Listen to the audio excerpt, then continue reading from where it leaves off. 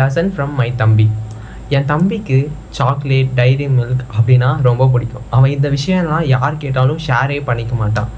So நான் லீவ்லாம் முடிச்சுட்டு கிளம்புறப்போ என் பேக்லாம் பேக் பண்ணின்னு இருக்கப்போ அவன் எப்பயுமே நான் ஊருக்கு கிளம்புறப்போவுமே அவன் டியூஷன் போயிடுவான். எப்பயுமே வீட்டில் இருக்க மாட்டான்.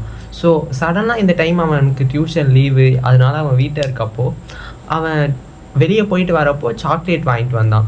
வாங்கிட்டு வந்துட்டு என்கிட்ட இதை மாதிரி உனக்கு சாக்லேட் வேணுமா அப்படின்னு கேட்டான். என்கிட்ட அதை காமிச்சு நானுமே இல்லை வேணாம் அப்படின்னு சில்லாக சொல்லிவிட்டு நீ சாப்பிட்றா அப்படின்னு சொல்லிவிட்டேன்.